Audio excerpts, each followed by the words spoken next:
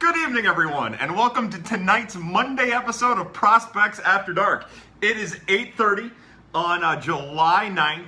Here we are on a Monday. As all of you probably pretty well know, we used to do this every Monday night, and then the Cardinals season took over, and we've been unable to do our thing on Monday nights. I am happy to be back on Monday nights. I believe wholeheartedly that Prospects After Dark is meant for Monday.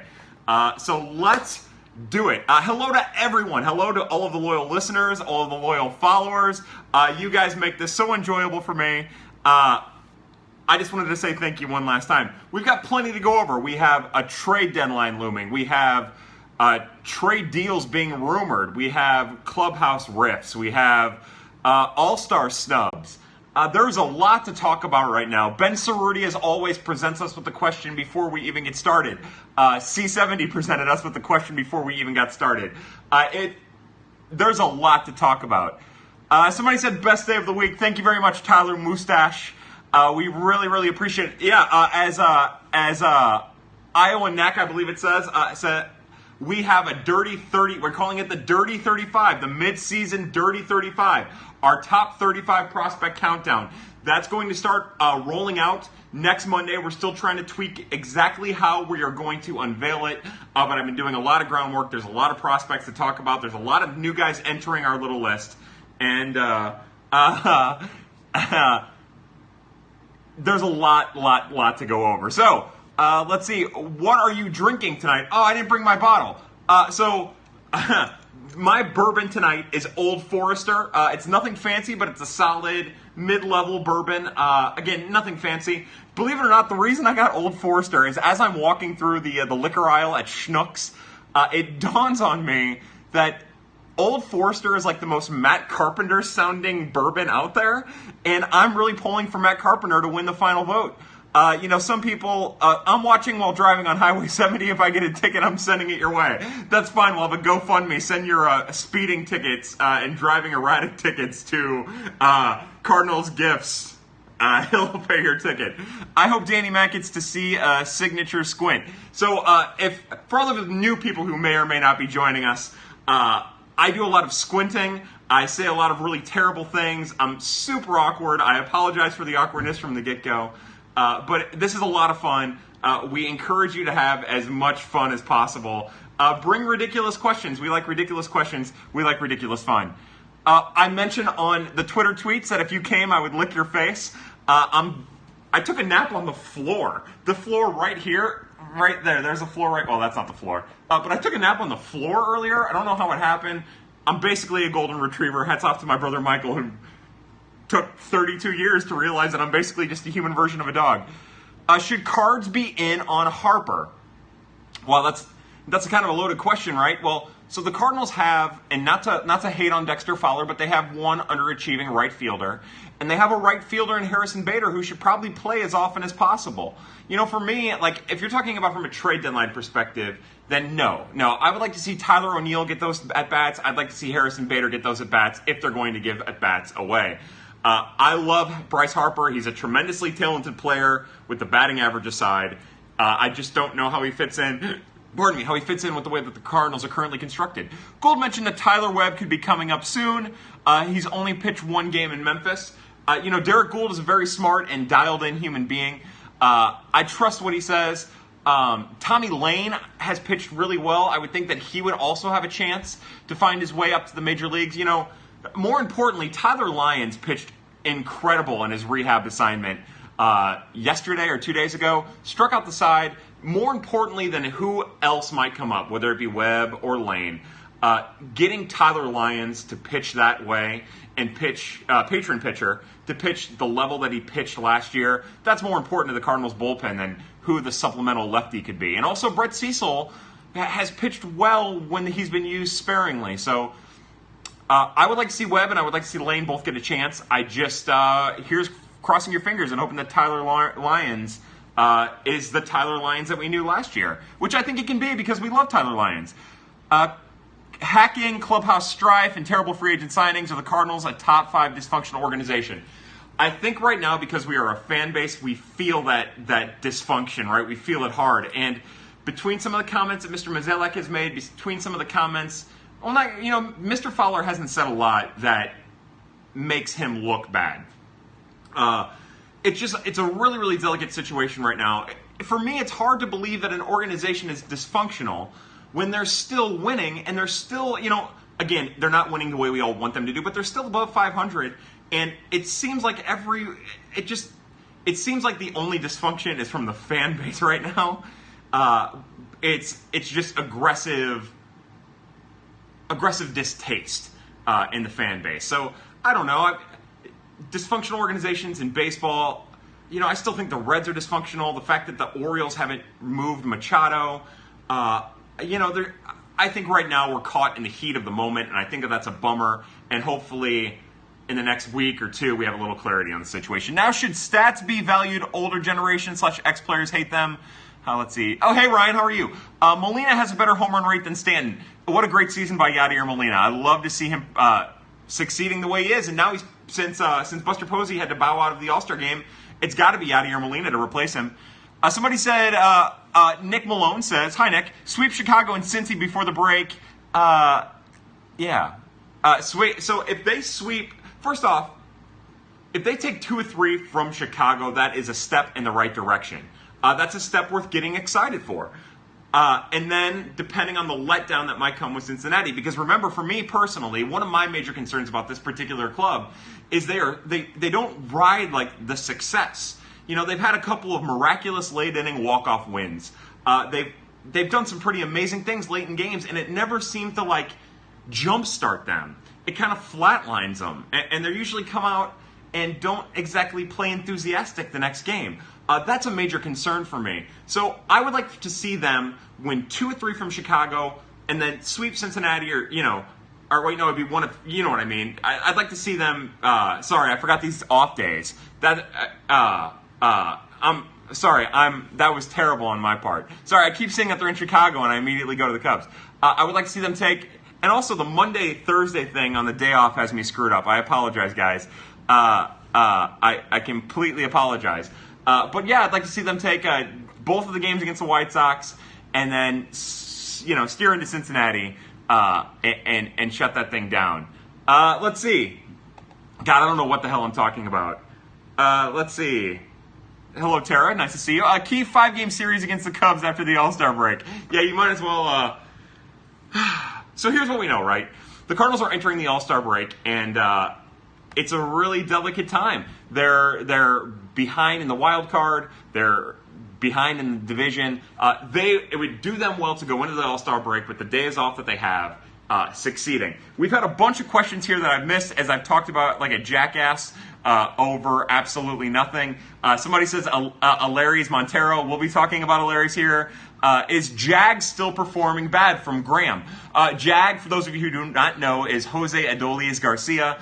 He goes by Adolis Garcia now, but we call him Jag because it's a pretty cool sounding nickname, and we're really, really simple people. I'm going to take a quick drink. So Jag had a really rough first 2 months. He was struggled in April and May. He was chasing after pitches, and he was taking that out to the field.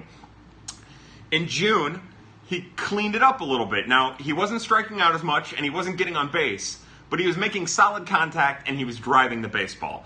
I really don't know how it's been in July. Believe it or not, I've been so dug into doing my Dirty 35 that I haven't had chance to dig in and see how it's been. But entering July, he had started to get his season back together.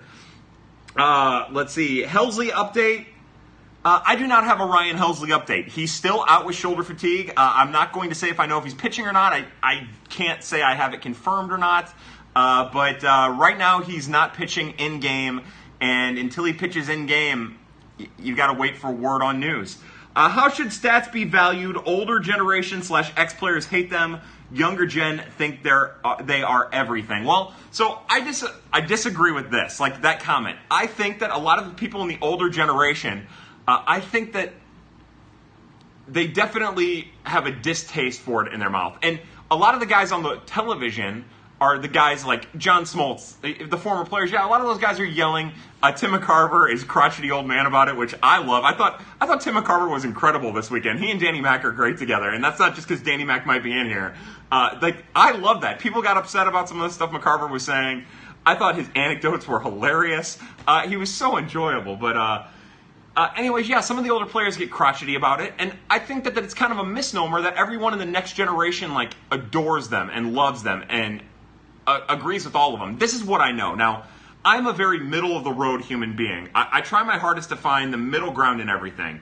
I firmly believe that there's a place for the old-style stats and the new-style stats. And again, sabermetrics and first-gen or whatever you want to call them. Like, here's what I personally believe. We should never hide from more information, but we should work on trying to understand that information better. We should work on understanding how that information applies and how serious the application is. I personally have been very critical of war over the years. Any war that has a strong defensive grade attached to it, I'm a little leery of, because you see oftentimes that defensive war guys will have a terrible season and then a good season and then an average season and then a terrible season, especially outfielders. So I have a problem with that, but I'm not dismissive of it. None of us should be dismissive of it. We should try to find the other indicators to understand, to keep in context with war, to fully understand an entire profile. I think the issue is that there's an entire generation of people who want to go by a slash line, and there's there's a loud group of people that want to go by a slash line that are somewhat older, and I think there's another group of people that want to go by user rating and say that that's the only way to value a player. And I think both are wrong, and I think what we should be doing is we should be gathering as much information possible to create as much of a fleshed out picture as possible. So again, I think that there's a place in baseball for every number that you see. It's just you have to decide which one of those numbers really tells a story. I think you're doing yourself a disservice if you're not at least seeing the information coming in. Let's see. Are we doing a countdown of the Dirty 30? So again, we're calling it the Dirty 35. It's the mid-season Dirty 35. And what we're going to do is the first group is the draft picks who didn't make the list, who I could see being on the list in a year time. Those guys will release those on Sunday, rather.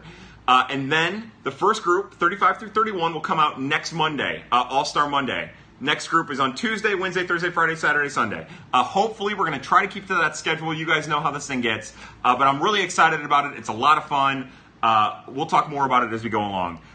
Is Reyes or Munoz eligible? No, neither of those gentlemen, Mr. Reyes or Mr. Munoz, are eligible for the Dirty 35. Now, Munoz has exhausted his rookie eligibility, and Reyes, you have to be on a major league roster for 45 days or have pitched 50 innings in the major leagues in order to, more than 50 innings, in order to exhaust your rookie eligibility if you're a pitcher.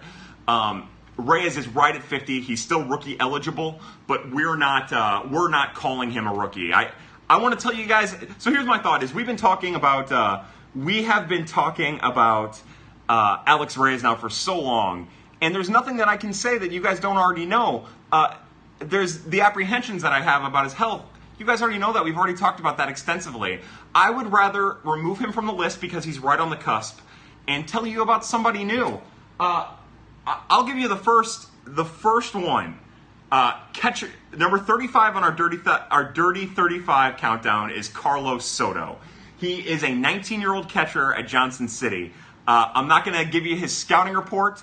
I'll tell you his bat looks like it's going to play, and that the Cardinals organization is excited about the defense. But anyways, if I would have included Alex Reyes, I wouldn't have been able to talk about Carlos Soto. There's no Bader. Bader's exhausted his eligibility. No Hicks. Those guys are off the list because they're not prospects. They don't qualify as rookies. Somebody said Oscar Mercado, number one. Oscar Mercado is in the top 5. Where's Kyle pointing? I'm pointing to my little whiteboard that I have where I have the official list. You guys won't get to see that. I got limited for mentioning face licking. Damn it, Kyle, this is your fault. Well, if I knew how to turn it off. Face licking, MFKs, you guys know how it is. It's all free play. Yeah, you guys are doing really well. I'm almost at the licking stage right now. Kisner at AAA seems like Kelly on the way out.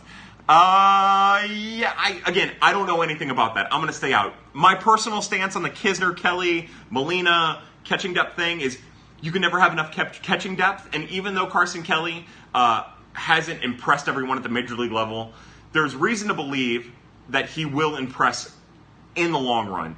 Catchers take the most time to develop. It is an absolute fact. Their position is the most demanding. It's the toughest.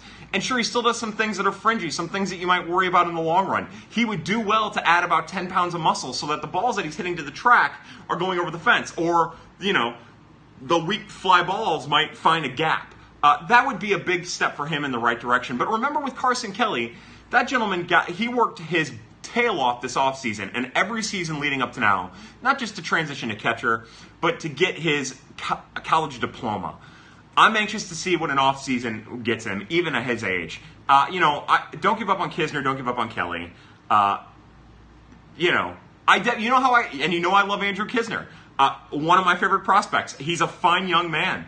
I personally would love to see him at Memphis, and I can't imagine that it's been easy on him riding the shuttle from Springfield to Memphis and then back to Springfield when he was so good at Memphis and he was holding his own there. It's not an easy transition to go back and forth. We've seen that with how his power has taken a small hit at Springfield. But it'll all come together, and nothing is wrong with being conservative in the development of prospects. We get so excited about wanting to see them in the majors that I think sometimes we forget that an extra year in the minors is probably better for most players. Best time to get him right now. Abreu is struggling at the plate. I don't know. Jose Abreu. The old adage, or I guess the old rumor about Jose Abreu from the Chicago White Sox is that the White Sox wouldn't trade Jose Abreu. And the reason that they wouldn't trade Jose Abreu is because he's instrumental in the development of Luis Robert Roberts and Yon Moncada.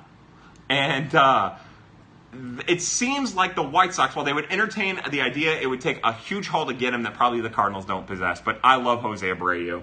Who's more likely to be gone after the deadline? Fowler or O'Neill? I don't have a feeling about it one way or the other. I'll say Dexter Fowler because I think it's the best thing for the organization. I love Dexter Fowler. You can tell he's a nice guy. You can tell he's a tremendous human being. It breaks my heart that his season isn't going the way that he would want it to, the way that the Cardinals would want it to. But I just think for everything that's gone on, the best thing for all parties involved would be for Dexter Fowler to find another place. The best thing for me personally is for Dexter Fowler to start hitting and stay a Cardinal and be a tremendous asset to the city of St. Louis, where I live and where I'm happy being. I think that would be the best thing for everyone involved. But since that outcome doesn't seem so likely, I would hope that it's Fowler. Why is everyone in such a hurry to classify what Kelly is? He has plenty of time still to develop. Well, again, what you're going to find with all prospects, right? Hold on, I'm going to get a little drink of water. What you're going to find with all prospects is if they don't come to the major leagues and perform astonishingly from the get-go, that the fan base is going to kind of turn on them. The reason is nearly all of these prospects are, the reason is a lot of things, right? Because you want your players to perform. But part of the reason is nowadays you hear all of these prospects involved in the rumors of Carson Kelly traded for Chris Archer. And when Carson Kelly comes up and he wasn't traded for Chris Archer and he's not doing particularly well, people get frustrated. Oh man, his value's gone. You're not going to be able to trade him. It's easier to give up on a player than to have faith in a player. We've seen it as a fan base, and it's a bummer, but that's just the truth of the situation. One of the things that I've tried my hardest to do since I started writing about prospects and talking about prospects, 2 years ago, 2.5 years ago or whatever, is we need to keep our expectations in check. We should stay excited. We should be as excited as we humanly can be, but we should never lose faith. I remember when Alan Craig first came up, and Alan Craig was terrible. And I loved Alan Craig as a minor league player. I told people over and over again, this guy's going to hit. He's going to be a great player. And he came up, and he was terrible. He was striking out. He looked bad at the plate. He wasn't getting full-on opportunities. But he didn't look good, and people gave up on him. And then a year later, everyone was excited about an extension. 2 years later or whatever. Everyone was excited about an extension. We're fans. We're prisoners of the moment. And it's more so now than it ever has been because of the communication streamline that we have with social media. Mike Trout was rough in his first partial season. Yeah, great point, Daniel C70. By the way, patron pitcher on his way soon. Excited about that. Trout was bad. Think about Byron Buxton. Byron Buxton was supposed to be the next Mike Trout, and he struggled to get his feet underneath him. He showed signs at the end of 2 consecutive years that he might be breaking out, and he hasn't. It's because baseball is freaking hard. We make fun of Mike Matheny for saying baseball is hard, and it's a kind of a throwaway soundbite. Yeah, but I coach a Little League baseball team. They're 13 years old. They don't see breaking pitches. They're athletic, but it's hard at that level. I can't imagine what it's like at the major league level. And again, the elite of the elite need to be playing it, and the best players should be playing. But baseball's hard. How are you, sir? Sorry I'm late. Hey, Mr. Hicks. So real fast before we get to our Mr. Hicks cheer, one of the regulars here at Prospects After Dark, a gentleman named Brian Love, is on a date this evening. So our first cheers is to Brian Love. I believe he's 18 years old. To you, sir. I hope you have a tremendous date. I hope this lady is lovely. And if you put on pad and you tell, I'll sing to the two of you. That's cheers number 1. As Mr. Hicks comes into our lovely endeavor, we raise our glass one more time to not only Jordan Hicks, who I believe was snubbed as an all-star. I'm also heavily biased. And to Mr. Jason and Madame Jennifer Hicks. We raise our glass to you. You are the godparents of this fine program. We love you. All right, so we've got some... Oh, hey, Melissa, how are you? Welcome to our little program. How's Jonathan Machado doing? Mo mentioned him on the radio the other day. Well, a brief rundown of Jonathan Machado's season. Jonathan Machado, at 19, was given an advanced promotion to Peoria to start the year, and he really struggled. He didn't strike out a lot, but he's a small guy. He wasn't making strong contact. He was grounding balls, like dead grounding balls. He's fast, and he's a solid, rangy center fielder who has kind of a sub-average arm. But about a month and a half into the season or so, they pulled Machado out of Peoria. Again, that's an aggressive promotion. As anyone knows, we kind of expected him to struggle there. Was sent to extended spring training, got a chance to breathe, and since being assigned to Johnson City at the beginning of the Johnson City season, he has been incredible. What I'm seeing out of Jonathan Machado, and it's the same thing that all the scouts said about him when the Cardinals signed him as an international free agent in 2016, is he has the ability to short stroke a ball to left center as well as any lefty. He has kind of that Ichiro motion, that Ichiro Magnuri Sierra motion where he's kind of running as he's hitting the ball. There's not going to be a lot of power. The home run that he hit, he yanked right down the foul line, right down the fair line rather, down right field. That's where his power will come. But he is doing great at Johnson City, which is where he needs to be doing great in. I don't invest much in what happens in Peoria other than it's a tough assignment for someone his age and someone his skill level and someone his size. Because, I mean, you see him and you think that kid's 5'10 and 130. How has Delvin been this year? Delvin Perez has been a really, really good thing for the Cardinals so far this year. Delvin's playing for State College. His arm at shortstop looks strong. As a matter of fact, 3 times now, I've seen him bobble balls at third and make up for it with a nice, strong, hard throw. Not bobble, but, kind of struggle with the ball a little bit. His bat is coming along. He had his first 3-hit game of the season over the weekend. He has multi-hits in 4 of his last 10 at least. It might be 5 of his last 13. He's playing good defense. He's hustling. He seems engaged in the game. Again, he's probably 145 pounds soaking wet, so there's not going to be much power. You can see he's struggling against advanced breaking pitches, but it's been a very good start to the season for Delvin Perez. Is there anyone coming into the Rule 5 this year that you know will be protected? That's a great question, Mr. Hicks. So the Rule 5, how the Rule 5 draft works is the Cardinals have to protect any player that they drafted over the age of 18 that has been in the system for 5 years. If they were over the age of if they were 18 or under, rather, then they get 6 years of control of that player before they have to protect them. I haven't dug in, and I apologize for that, Mr. Hicks. My hope is that once I get through the Dirty 35, and then we get through the Arizona Fall League assignments, which we'll start hearing about here in the next couple weeks, that then I can start spending some time on who the players that need to be protected are. Daniel Ponce de Leon would be one, the first one that comes to my mind. But he's already on the 40-man, so that's not an issue. Andrew Morales, Patrick Wisdom will be a minor league free agent, so he won't be one. He'll have a chance to sign wherever he wants. Getting out of Florida was probably good for Delvin. Change of scenery was probably needed. I think that's part of it, but I also think that do not forget, and it's the same thing with Nolan Gorman, Dylan Carlson, Jonathan Machado. We levy heavy expectations on teenagers. The Cardinals signed a third baseman, a 16 or 17-year-old third baseman in the international signing period. He was like the 23rd or 26th best prospect for $300,000. He's a teenager. He's literally a child. Delvin Perez, I mean, if he's 18, he could vote. Dylan Carlson can vote. But they're still kids. Bryce Denton is a player Bryce Denton and Nick Plummer are two players that they're polarizing amongst the fan base that follow the minor leaguers. People are hateful towards those players. Denton's only 20 years old. He had to deal with appendicitis and an appendectomy last year. He never got his weight back. And now he's starting to hit. And you think, oh wait, he's only 20 years old at a full season club. Nick Plummer's kind of the same way. Nick Plummer missed a year and a half, his first year and a half because of injury. There's reason to believe that these guys could eventually take the next step. They're starting to show signs. But just keep in mind with Delvin, keep in mind with Nolan Gorman, Mateo Gil, keep in mind with these guys that until they're stateside, until they're in their 20s, let's be careful about the expectations that we put upon them, because baseball isn't easy. Hold on, I know I've been missing a ton of questions. The plumber put a dent in my toilet. Oh, you guys are well done. Let's see, best pitching prospect in the Cardinals system from Drake Man, and best hitting prospect in the Cardinals system. Well, I'm not going to answer that. What I will tell you is our Dirty 35 is rolling out next week, and the best hitting prospect and the best pitching prospect will be in the top 5. Look, you guys know the short list, right?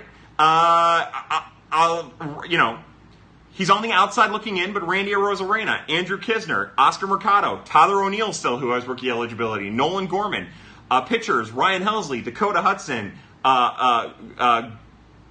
Griffin Roberts.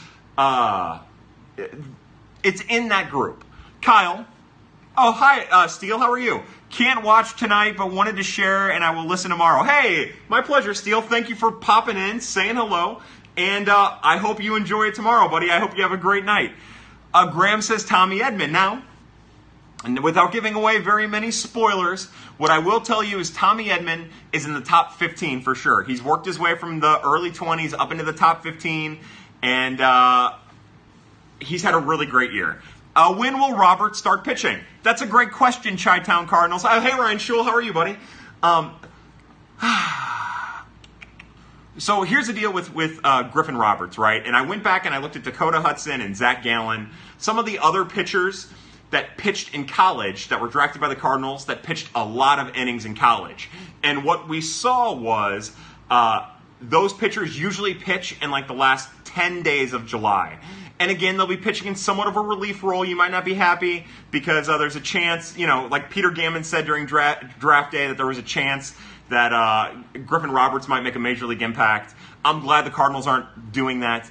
He's pitched a lot of innings. He pitched over 100 innings this year. And so I would think in the next 2 weeks we're seeing Griffin Roberts make his debut. I'd love to Schrock within the next couple of years. Possible? Yeah, brother, you Schrock whatever you want. You get in deep, you dig in, you get toe deep, and you Schrock like the Dickens, my friend. No, I know what you're saying. I would like to see Max Schrock too. Looking back at it, thinking back at it, he might be one of the players that needs to be protected from the Rule 5 draft. He might be a year away from that. I don't exactly remember for sure. But I would expect that Max Schrock will find his way under the 40-man by the end of the year. And I would suspect that as long as he's still in the Cardinals organization, he'll get a chance to show everybody what he has. Somebody said they're starting to think that Walker Robbins might not be a future Hall of Famer. I wouldn't bet against it. No, for real. And again, Walker Robbins is a perfect example, right? You see all the tools there. He's kind of a big boy, but he re-engineered his swing. He was trying to become the best first baseman that he could be, and he's really, really struggled. The Cardinals paid above bonus for him. They had high hopes for him, and it just didn't work out. It just doesn't work out sometimes. You guys know what I say. We're going to have 2 Prospects After Dark shirts. One's going to be I, and then an avocado, and then Pad. And then the other one is going to be the Major League Baseball draft is a feral animal. First round picks break, 40th round picks make the major leagues. It's a beautiful, beautiful, exhausting thing that every organization does once a year. And I definitely do not, I'm not envious of their position, although I'm highly envious of their position. And a Larry's Montero update from BQ Train. For those of you who don't know, first off, you think Ronnie Williams gets another shot? I think he's a Rule 5 guy. I don't know if he gets, so I would definitely, so the thing about Ronnie Williams is Ronnie Williams had a, hold on. I had information overload there. I apologize. That was awesome. You guys literally just watched my brain explode. Ronnie Williams, entering last year, looked like he was going to be a top 20 prospect in the organization. He really struggled at Peoria. He's a smart kid who understands what he does and doesn't do wrong, and I think sometimes it weighs extra heavy on him. I think we saw that last year. He came into spring training this year ready to pitch out of the bullpen and was great. He looked like the Ronnie Williams that we all thought that we were hoping to see, that we were all hoping to see entering the 2017 season. And then he had to have Tommy John surgery. So what I think is, I don't think that an organization outside of the Cardinals will take a chance on a player that is coming off a Tommy John surgery that has the statistical anomalies that Ronnie Williams has. I think he'll stay in the Cardinals organization. I think he'll pitch in the Cardinals organization next year when he's ready to pitch. And I would imagine that because of his 40-man situation, that he would end up being on somewhat of a fast track out of the bullpen. Another question I'm sure I'll be asked about is Junior Fernandez. Junior Fernandez has been pitching exclusively out of the Palm Beach bullpen. I do not know what his future is. I've been asking and asking and asking. I was told that the plan was to eventually transition him back to a starting role. I was also told that if it looks like the success that he's having out of the bullpen will keep him in the bullpen.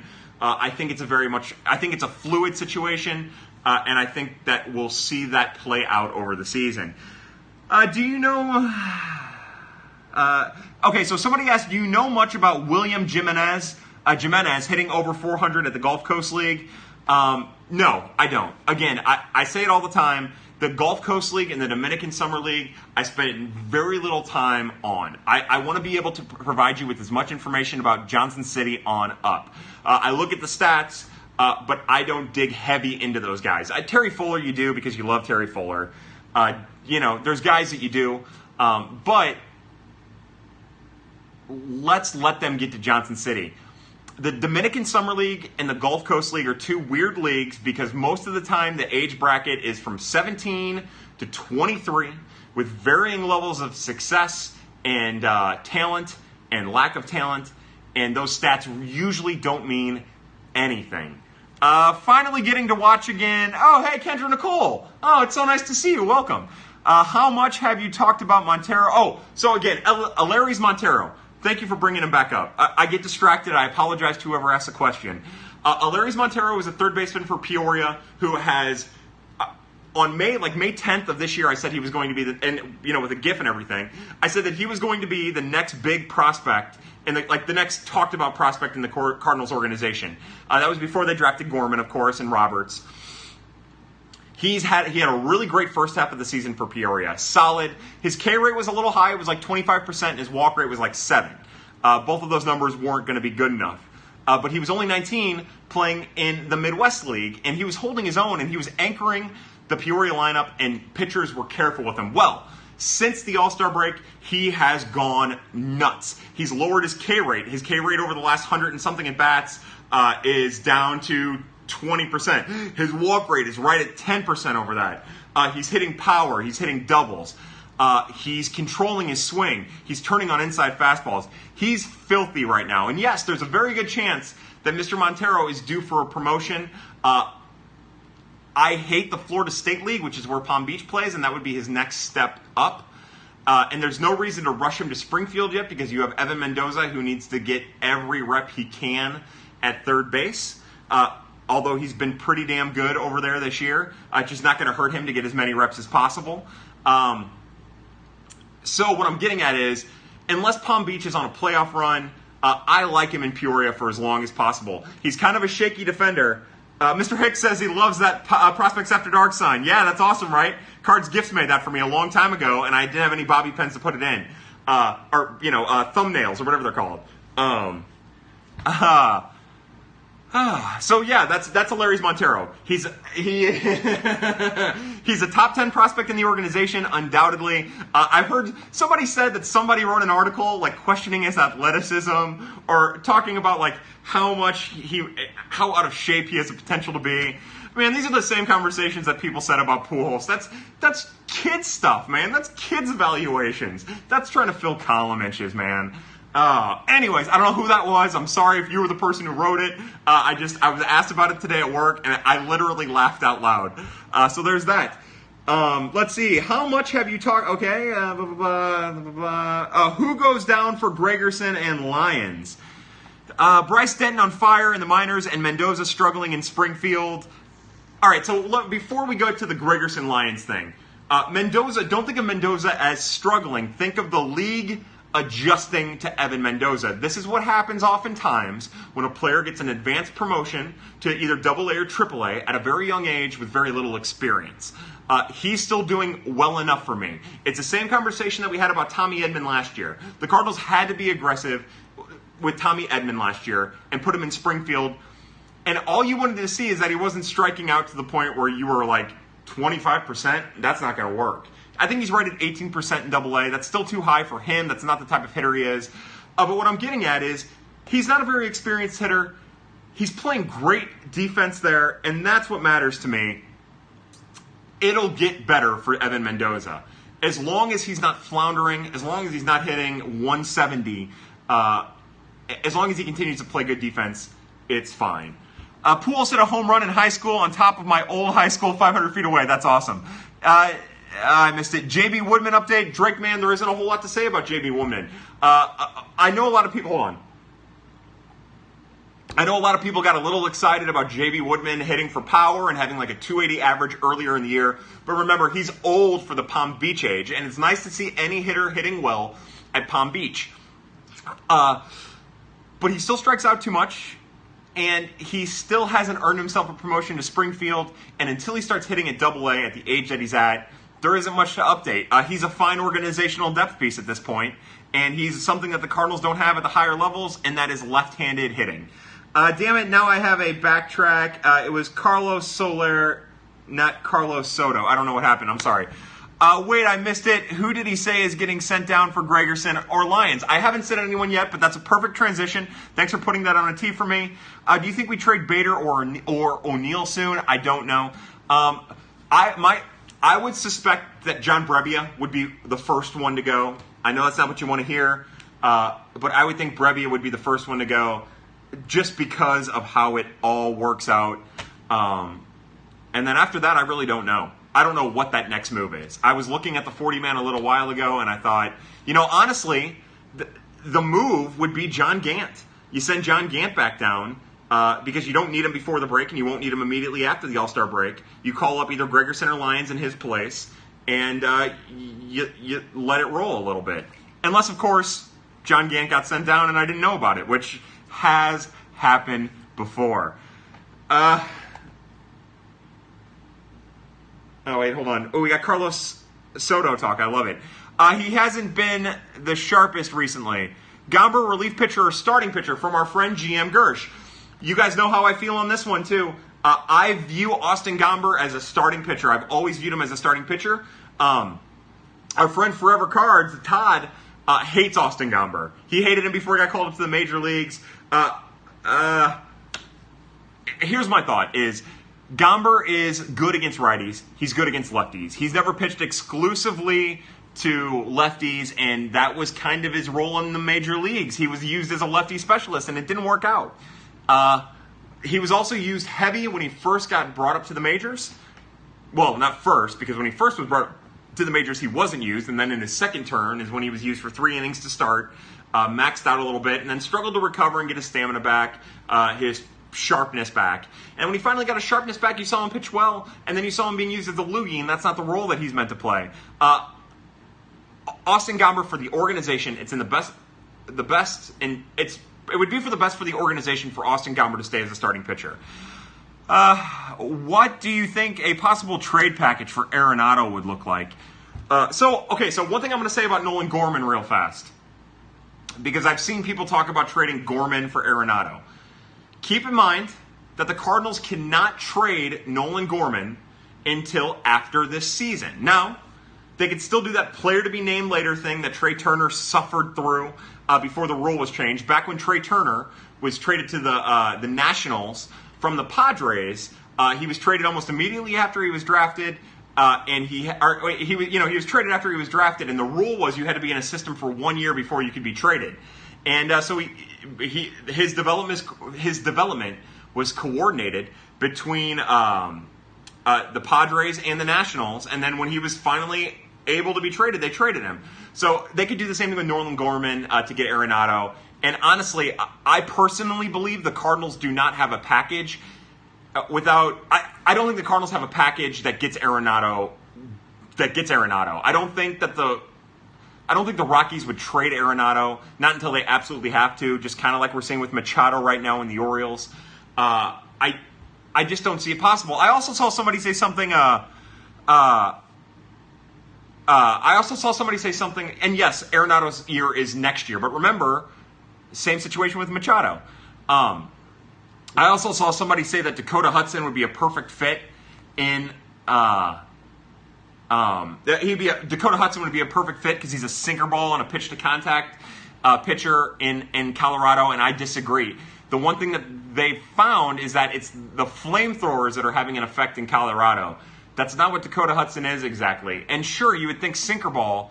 But remember, the big deficiency in Dakota Hudson's game, what keeps him from being a realistic Major League option, what keeps him from forcing the Cardinals' hands in this particular discussion, is that he struggles to get ahead of hitters. So what ends up happening is he gets behind on hitters, and it's pitch to contact, and then that's what you see. Which Pad audience member would bring the most in a trade? Cards Gifts. Easy, unless Danny Mac is watching, and then it's Danny Mac. But the real answer is Mr. Jason Hicks, the godfather of Pad. That dude, he's an 80 on the 80 scale. What WTF are the Rockies doing with John Gray? So we talked a lot about old stats versus new stats, right? And how they work and relate with each other. Here's what I think is total guess. But I would imagine that John Gray probably felt like he was treading water. He probably felt exhausted. He wasn't getting the results that he wanted. And I don't think it hurts him to go down.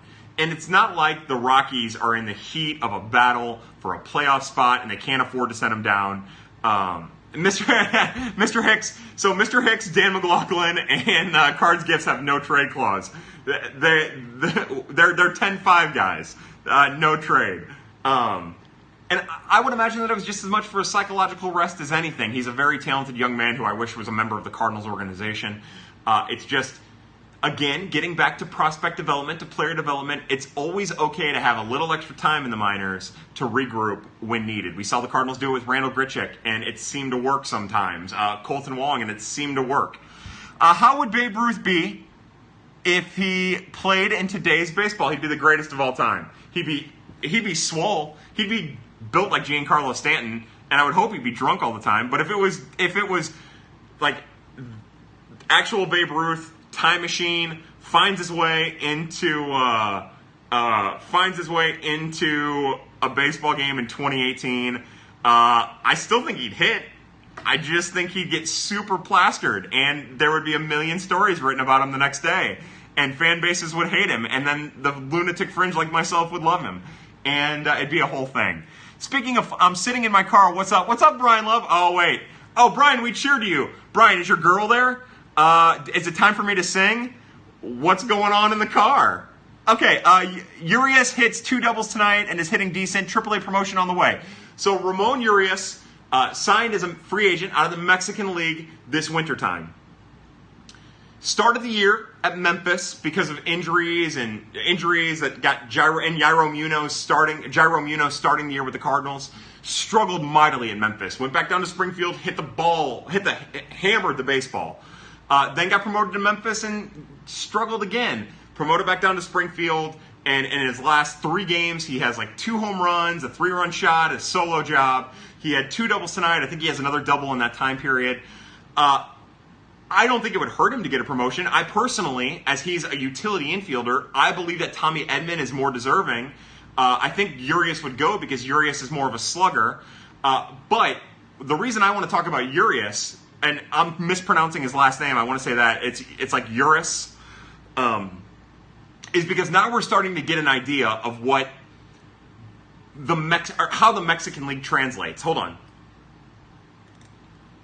The Mexican League is like high-class Palm Beach. It's like the best of the best at A, or just your standard double A. Like, that's where the Mexican League fits in. And the reason I feel comfortable saying that is just looking at the way Randy Arozarena produced last year upon first entering the minors, and where Ramon Urias and how Urias is performing right now. He was a monster in the Mexican League. And I've heard him, through an interpreter, talk about struggling with breaking pitches, seeing more breaking pitches, and it being a lot on him. Also, higher velocity, which he struggled with. That's where the Mexican League is. And he's not as good at Double A as he was in the Mexican League. So that tips us off that that's how that league translates in the current echelon of minor league baseball. Now, if he got a promotion to Triple A, only promote him if he's going to play. Same thing with Tommy Edman. But yeah, sure, I'm on board for it. What is the max I see out of Jairo Munoz? So Jairo Munoz is I've been saying almost since the minute that the Cardinals traded for Jairo Munoz, and you can find tweets on when it happened, is he's so much like Johnny Peralta that it seemed too obvious to make the comparison. I think that's his ultimate ceiling. I think, Johnny Peralta had like 5 or 6 years where he hit more than 20 home runs. I don't think Jairo Munoz will ever be the shortstop Johnny Peralta was. And remember, by the time Johnny became a Cardinal, his shortstop acumen had died down. What I've always seen out of Jairo Munoz is a proclivity for third base. Like, he seems perfectly suited for third base. And I think if he went to third base, I think he'd be fine. What concerns me about Jairo Munoz is that I don't understand why people aren't abusing him with breaking pitches outside in the zone. That's how teams were effective early on in the year. That's how they were effective against him in the minor leagues. He did a great job of poking that little breaking pitch yesterday and getting a couple RBIs out of it, taking it to right center field. But the fact that they even pitch him anywhere other than low and outside with breaking stuff is a complete question to me. And I feel like once we start seeing that again, that'll give us a better indication of who Jairo Munoz is. But how I feel is I very much would like to see Jairo Munoz get a good deal of playing time at third base with Matt Carpenter at first base and Jose Martinez potentially traded. Although I absolutely love Jose Martinez or playing. The Cardinals outfield. But yeah, that's how I feel. Is the stream buffering way more than usual for anyone else tonight? I love the leap Wong has made defensively at second base. The consistency is where the leap has been, and it's been incredible. How can you slow this dude down? You can't. You just hit me with the taser. I'm still going. Somebody says it's time to trade Jose Martinez. I think that is a very, very smart option for the St. Louis Cardinals. I think, the thing you always say about a player like that is you want to trade them when their value is as high as possible. And I think that time has probably already come for Jose Martinez. I would think that a month ago, that's probably where his value was at the highest. I think most teams would be concerned about his ability to play first, but I think a lot of teams would be curious about putting him in a corner outfield and letting it play. There's a DH option, although most teams in the American League don't really need much of a DH upgrade. Anyone can play DH, obviously. If the Cardinals are going to trade one person, first off, hello from 360 team. If you want to help some project on Periscope, it's our project. Hello. I don't know what that means. I don't know what that means. Anyways, I'm jumping from one thing to the other. I'm all over the place. With Munoz, I think that he has a chance to be a very interesting third baseman. I want to see him play third base regularly. I think Jose Martinez would be a tremendous trade chip, and I'd love to know what his return would be. And I think the Cardinals would do themselves well to trade him. Who is the one major league player on the current roster that has the greatest chance to be traded? Well, Dexter Fowler. I think it's Dexter Fowler. Somebody said they'd package Martinez and Carson Kelly. Cards gifts, no problem. Thanks for sharing and attention. I don't know what that means. Okay, so Jake Walsh. Real fast, somebody said Raider Ascanio. Raider Ascanio's been exactly what you expect Raider Ascanio. He was a prospect that the Cardinals got in exchange for Mike Leake last year and eating Mike Leake's contract. He's a defensive first shortstop who's kind of weird at short, believe it or not, and who probably will never make it above Double-A if he makes it to Double-A. How's Trevor and have been stalking him? I don't know. Oh, Trevor Rosenthal. So we saw some video of Trevor Rosenthal pitching off of the mound a couple of weeks ago. Haven't seen anything since.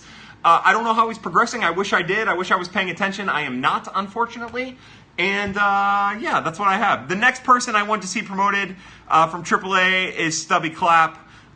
We want Scott Hurst news. So, unless I'm mistaken, Scott Hurst is currently on the DL at Peoria. Getting away from that, because I could be wrong. He could have just been activated. I didn't check today. I know they played today. I know Paul Balestrieri, who threw the no-hitter earlier in the year. I know he got rocked today. I don't know if Hurst played or not. But Scott Hurst is in the Dirty 35.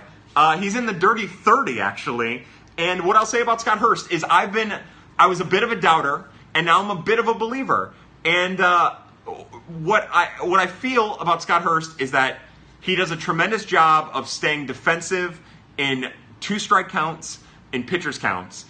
He has the ability to slap the ball. Everything about Scott Hurst reminds me of John Jay. Everything about him, man.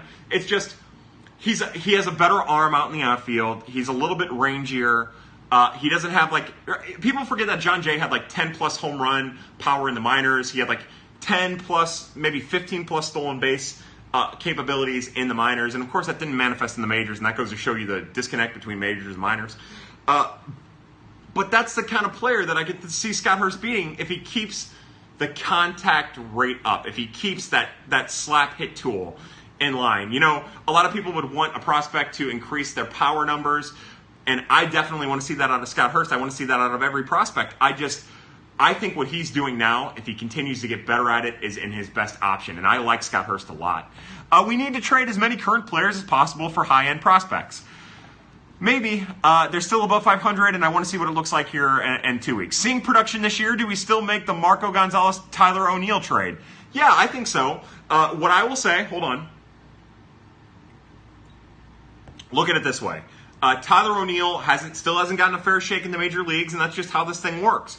We still don't know what Tyler O'Neill is going to look like at the major league level. Marco Gonzalez has been incredible for Seattle. That ballpark is better for him. But what's more important to me is, I know a lot of people aren't high on John Gant. I get it.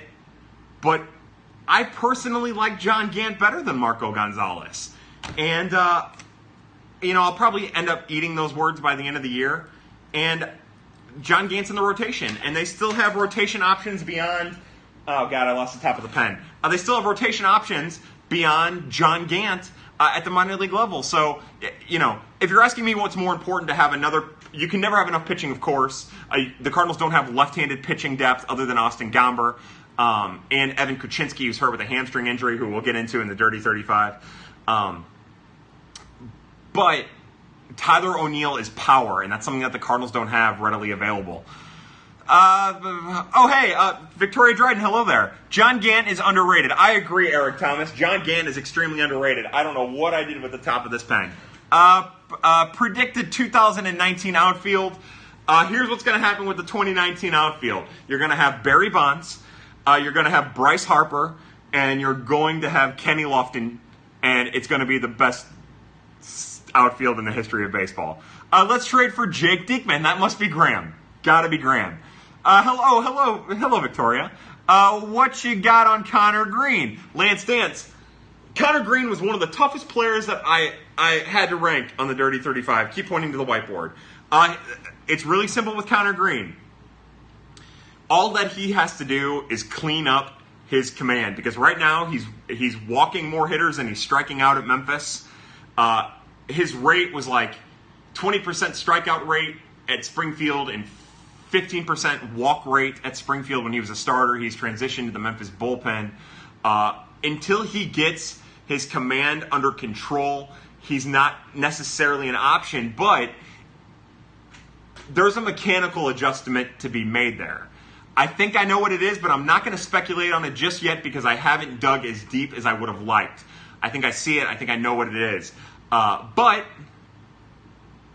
all it would take now that he's pitching out of the bullpen is finding that little bit of command, that little bit of control, and man, the future could be super bright for him. And the future could be super bright as a back end of the bullpen piece. So Kevin Hergrit, or however you pronounce his name, he had one of the best starts in the minor leagues last year. Late into the year, Mr. Kevin, we'll call him because I've butchered his poor last name, pitched like a complete game, and he struck out like 13 kind of out of nowhere. Over the last 2 years, he's gone, let's see, speaking of Kenny Lofton, thoughts on Jonathan Machado. They're not anywhere near the same player. Not anywhere near the same player. Speaking of Magneuris Sierra, what are your thoughts on Jonathan Machado? Oh, God. See, just that fast, I get derailed. Would you be opposed to trading Marcell Ozuna? No, I would not be opposed to trading Marcell Ozuna. If I'm in Mr. Mozeliak's position, and I understand that there probably needs to be a little bit of a clubhouse shuffle, I would listen on all of my players. Of course, you're not going to listen down Yachty because there's no way, and you're not going to listen on Wainwright because there's no way. But I'd be willing to listen, and Carlos Martinez probably, but I'd be willing to listen on nearly everyone else. And if I got a deal that I felt like I couldn't refuse, yeah, I'd trade all of them. Let's see. Thoughts on Elnieri Garcia? Again, mispronouncing, butchering his first name. My thoughts are nothing more than minor league depth.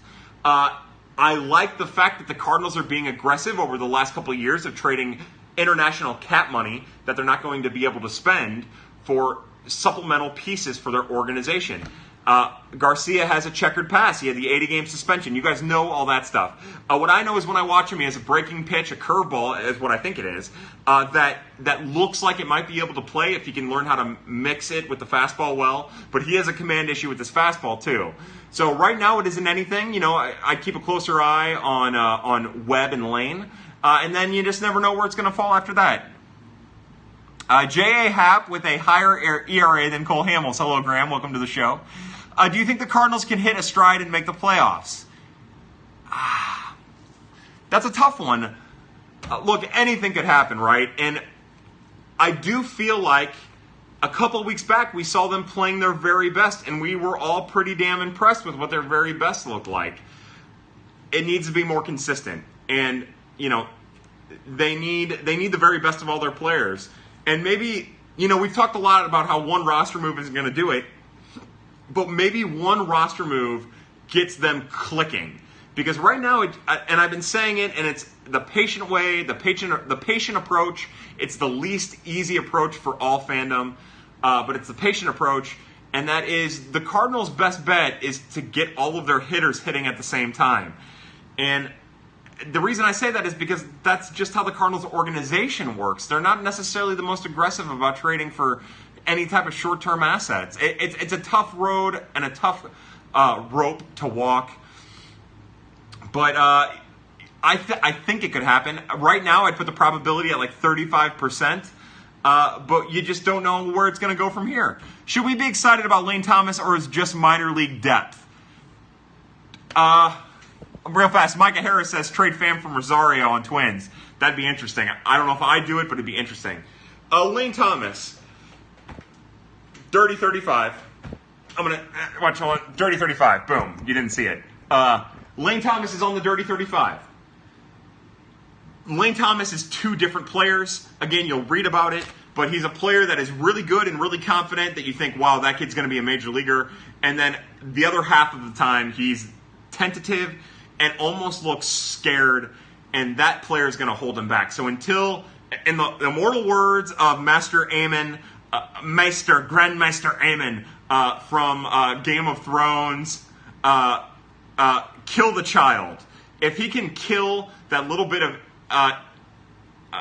concern, that little bit of insecurity that he has as a player, he's going to be a major league player. But right now, he's two different players all of the time, and it's not easy to really get a grasp on what he's most likely to be.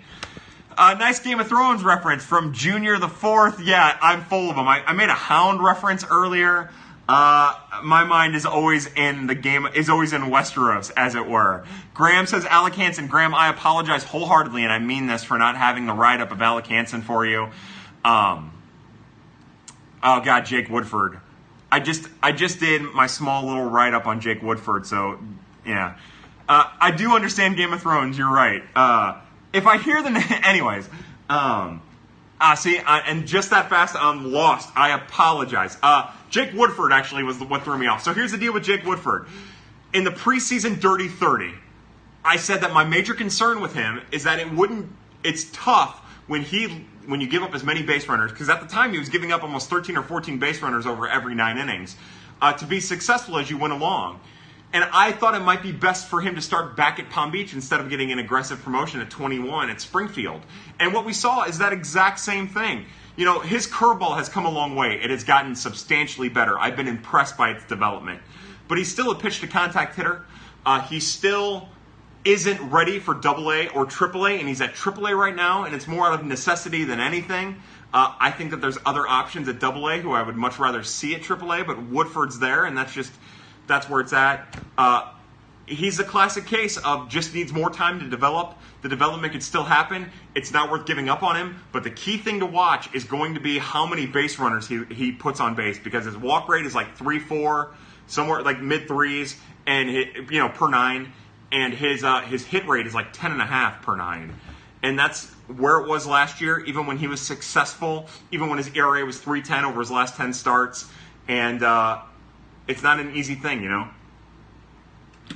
You drop Kopech from your team soon? Not at all. I am questioning your effort and athleticism. I am neither giving effort or being athletic. Why is Mabry still around? I don't know. I don't know either way. I don't know why he's still around, and I don't know why he wouldn't still be around. Why does everyone hate Matheny? I've been asked that a lot. How is Bryce Denton doing this season? We've been talking a little bit about Bryce Denton on and off. He got off to a little bit of a tough start, but over his last 3 weeks of the season, he's been as hot of a hitter as any Cardinal in the organization. So great turn of events for Bryce Denton. Still super talented, still super potential laden, still playing a good corner outfield. Keep an eye on Bryce Denton. How are you and Chase doing? I don't know what that is. Denton, Carlson, and Gorman Perez, rank them right this very moment. Carlson because of proximity, then Denton because of proximity, and then Gorman, and then Delvin. But I mean, more than likely, if you're just going on potential alone, it's Gorman, Carlson, Denton, Perez. If you're talking about most likely to be an all-star, Gorman, Carlson, Perez, Denton. If you're talking about longest major league career, probably Perez, Gorman, Carlson, Denton. I mean, it just depends on what you're specifically looking for. Hope everyone has a second device out. Oh, that's right. So, again, real fast, I'm going to raise my glass, and I'm going to cheers to Matt Carpenter, who might not be as deserving as the other 5 last guy in vote participants, or whatever you want to call them. But it's a goddamn exhibition game that means absolutely nothing, and you're a Cardinal fan, so vote the guy in because it doesn't matter. Getting tired convinced me to stay up. I'm not going to. Go to bed. You're making the right choice. Let's see. We are at, I don't know where we're at. My little clock's gone. I don't have a clue about what time it is or how long we've been doing this. Okay, so somebody again asked, hold on. Someone keeps parking in my spot at work, peanut butter under door handle, thoughts. So, first off, you need to know what your weather update is, right? Like, you don't want to put peanut butter underneath the handle if it's going to rain. That's a waste of time. You don't want to do anything harmful. Peanut butter is a good idea. What's something, maybe like white wine vinegar. Do peanut butter and a little white wine vinegar on that door, although vinegar would probably take some of the color off of the paint. You don't want to do that. You know what? Just cellophane wrap their entire damn car. Just do that. And then, or if you got a little cash flow, just pay to have the car towed like 15 spots. Mayo under their wipers, that's a good one, Lance Dance. What if they were allergic to peanut butter? Oh, Forever Cards must have hit home. Then how about this? How about just I don't know. I don't have an alternative for peanut butter at this very moment. Peanut butter is usually my go-to for auto and erotic asphyxiations. FMK, Alex Bregman, Luis Robert, and Seth Beer. Right now, I'm going to Super Pound Town with that Seth Beer. That kid's a man. I'm marrying Alex Bregman because he's going to be the MVP of the American League, and Luis Robert has a pert thumb, so he's not useful to me in any capacity. Let's see. Gorilla Glue the door shut. No, so again, we don't want to be, oh my God. You know what you do? Is you take a page from the the Adam Wainwright book, and what he did to Skip Schumacher is you put just some random advertisement right on the side of that door. I don't think it's going to go over well, but do that. Would you give Lou Bob a thumb? I give him 2 thumbs. Tell us about how Schilt managing in AAA. His roster wasn't good besides Piscotty. So, the minor league manager thing it's such an overblown conversation. What often doesn't get factored in when we talk about the effectiveness of minor league managers is the organizational mandates that have been bestowed upon them. We don't know what they're told. They might be told you have to stick with a certain pitcher for X amount of innings. The Cardinals have an inning pitch limit cap. I think it's 30. A player can't throw more than 30 pitches in an inning. It might be 25. I don't remember. So there's that one. But we don't know, one of the mandates might be for a reliever, you have to stay in when you struggle. Or something like that. We don't know what type of rules of conduct the minor league coaches have been given. So it's tough to evaluate them. What I will tell you is that I knew from back then that Mike Schilt was a very well-respected manager, just like Stubby Clapp is. But evaluating what a minor league manager does is pointless because we don't know what edicts they're getting from the organization. What I know is right now Stubby Clapp is a hot name to throw around, and what I've seen is Stubby stick with relievers way too long. Again, that might be an organizational thing. They might be saying, look, if you're not going to lose the game, then just stick with the reliever through the hard times. And even if you're going to lose a game, stick with the relievers through the hard times. I don't know. We don't know. It's hard to say. But, let's pump the brakes on what kind of manager the minor league managers are. There's a lot more that goes into that. Developing players goes into that. It's not easy to get a gauge on what minor league manager's strengths and weaknesses are. What I know is that for a very long time at Peoria, there was a manager named Joe Cruzel, who is now the manager for State College. And I swear that guy, he's older. Every prospect that has ever worked under, has been in one of his lineups, braves about him and loves him, and I know that throughout every organization in baseball they know him. And I always thought that he'd be a valuable asset to a major league club if that's. But other than that, I don't really have much of a feel in any direction. Oliver Marmol for manager. That's right, GM Gersh. That could be a very interesting one too. Oh man, Minmo asks FMK, Alexandra Daddario, Gritch's sister, and Sasha Bader. So here's the thing, is that Alexandra Daddario is too hot. I would never be able to satisfy her in any manner. I'd be satisfied. So I'd have to disqualify her. Now, what we know about Gritch's sister is that she would bench press that car. She'd be able to move that car that's in your parking spot like this. She'd be able to push that thing to fucking Mercury if she chose to. So I'm going to do whatever she says, and then Sasha Bader is the opposite. Can we trade for a minor league all-star Tim Tebow? Oh, God. Take a drink for Tim Tebow. You know what? Don't take a drink. If you take a drink for Tim Tebow, you're doing this wrong. What happened to Corey Luttrell after his suspension? He pitched a little bit and then disappeared off the face of the earth. I think he got hurt. I don't even know if he's in the organization anymore. Hold on. So I'm on my last drink, and I don't have my bourbon here. BQ train to the Rays. Here's what I'm going to do. Stay away from my Sasha. The Tim Depot episode. This Cards Gifts, write it down. This is the Tim Depot Tebow episode. How about this? If Danny Mac was here, so first, that's what we're going to do. Great recommendation from Browning743. We raise our glass of water as we drink to Tim Depot Tebow. Because he's sober, bro. I am not sober. So what I'll say is if Danny Mac was in here, to you, sir, To someone else in my life, if you're in here, to you. And then, as GM Gersh says, a drink to Chet Huffman. Wow, drink to a TCU and Luke and Baker and Matt Carpenter. This is not a jug of milk. It's actually from Busch Stadium. You guys stay right there. I'll be back.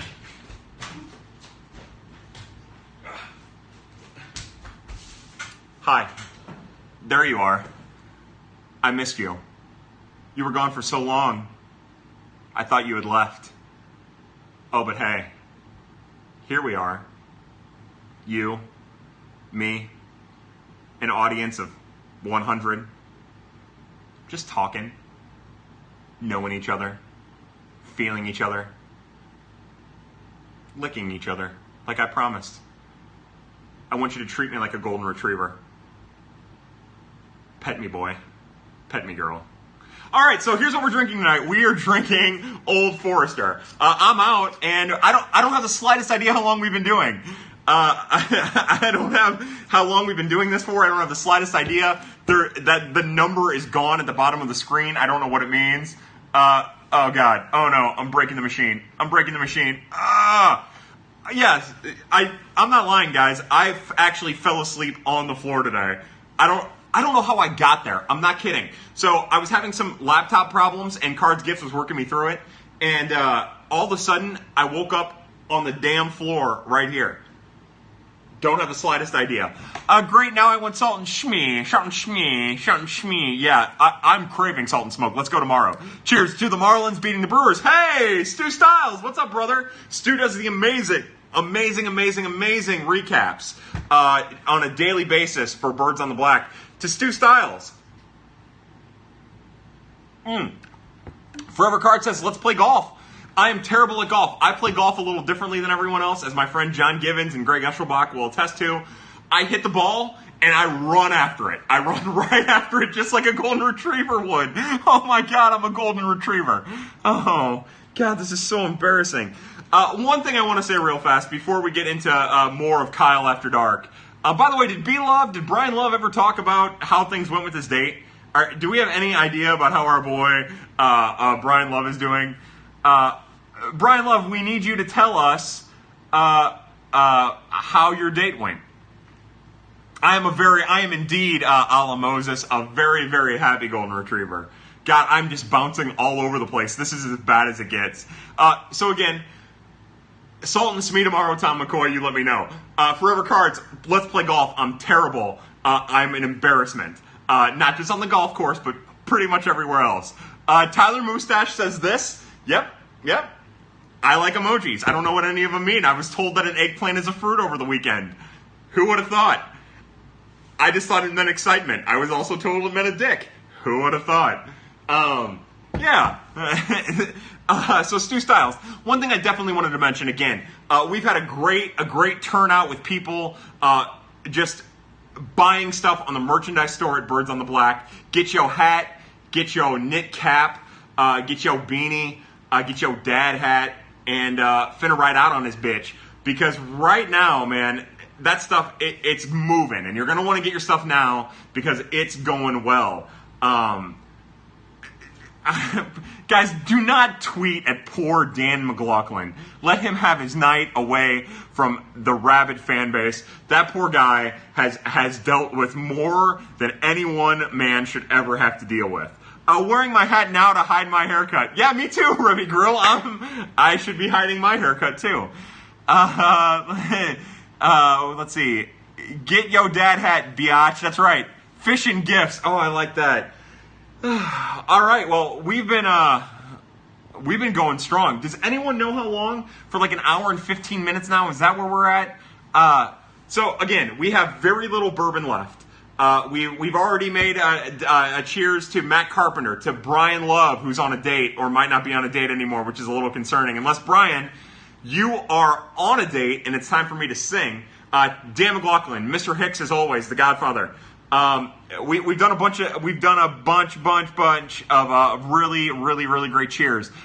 So one of the last ones we're gonna do is, and I don't do it enough, and I doubt he's here. Yeah, you know what? Never mind. I'm not going to do that one. I'm going to do Cards Gifts. Cardinals Gifts does a tremendous job. I'm struggling. I've put a lot on this plate with this Dirty 35 thing, and he's given me a huge hand.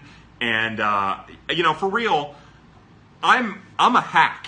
I am a half-talented hack, and he is a full-on artist. And I'm just some jackass without him, and that is a full, absolute truth. So to Cardinals Gifts, everyone should absolutely raise their glass to that gentleman, because until you've worked with him, you don't know how great he is, and you already think he's great.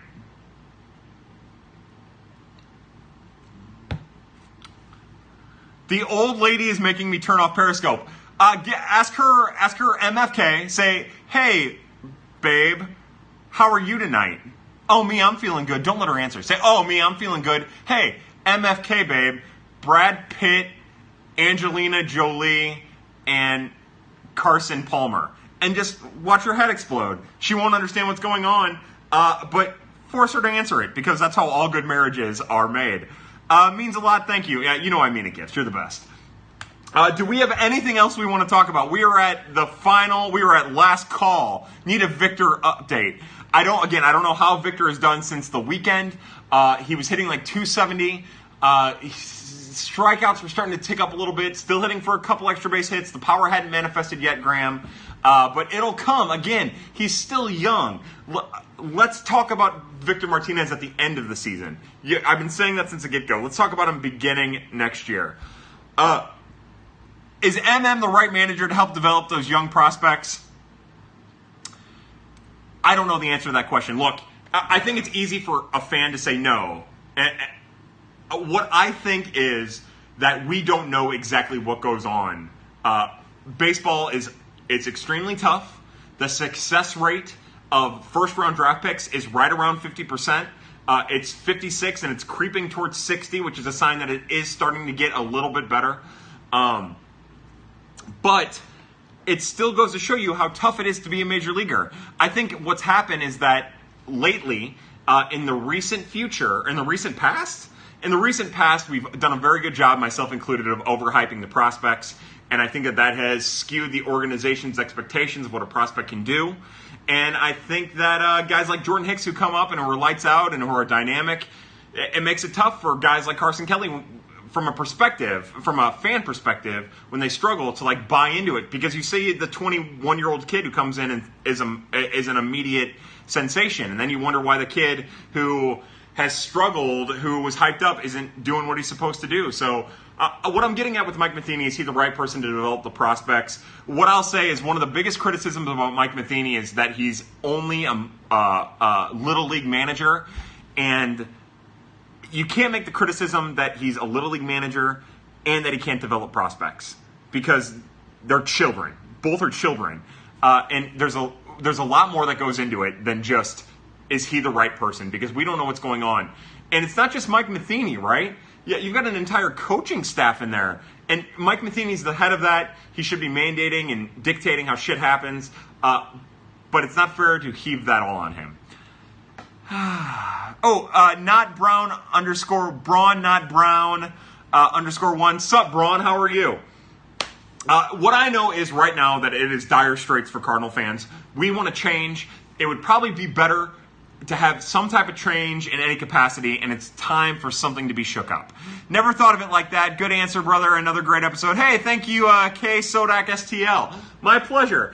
Again, look at it this way.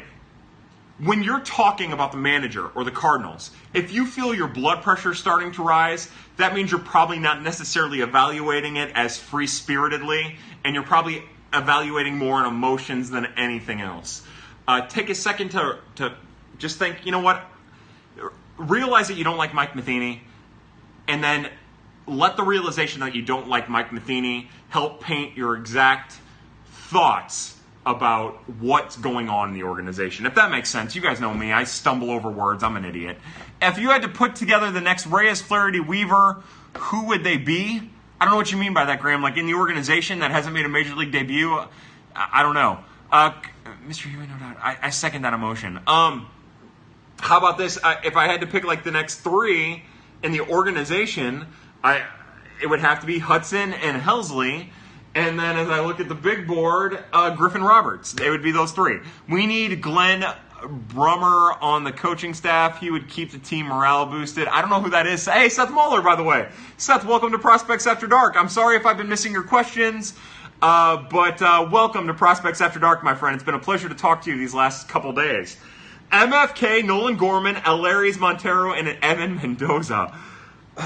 So I'm taking the easy way out here. Nolan Gorman has only been 18 for like 60 days, so I got to kill him. I've got to kill him because the other two things are going to get me into a lot of trouble. Eleris Montero, I'm willing to bet that guy's built like Mandingo. I'm willing to bet that guy goes by Mr. Eleris. And what I mean by that is I bet that thing is freaking large. So, side piece, of course. And then Evan Mendoza's a great wife, right? He plays good defense. He hits the ball. He's college educated. That's wife material. Somebody said, well played. That's not well played. It's embarrassing. I am embarrassed by myself, but you guys are entertaining it, so let's keep having fun. I'm having fun. Can you talk about Gorman's GF yet or nay? We don't know, Graham. I need an official update on how old she is before we can talk about that. And hey, this isn't funny.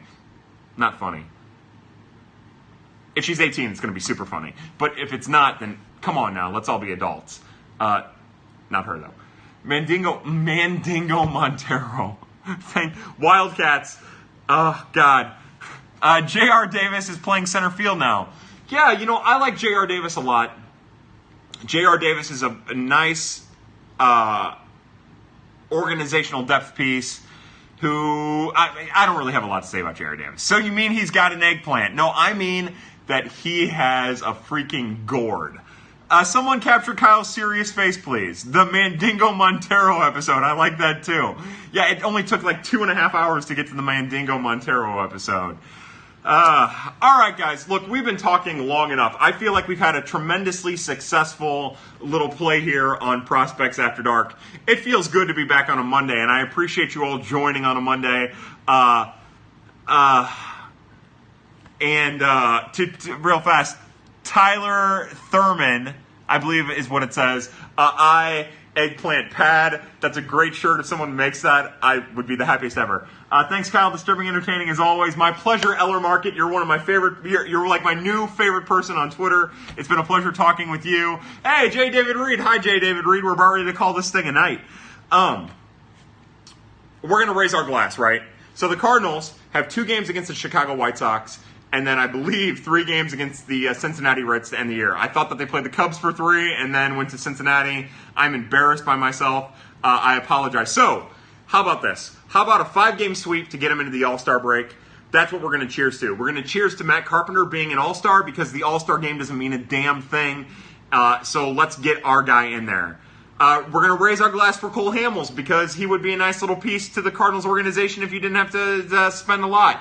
But most of all, I'm raising my glass, as always, to all of you who watch on a weekly basis. We have a tremendous turnout every week now. We get over 3,000 views, and it's a religious event.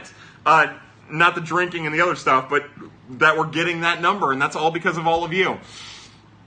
So, again, to all of you, we raise our glass.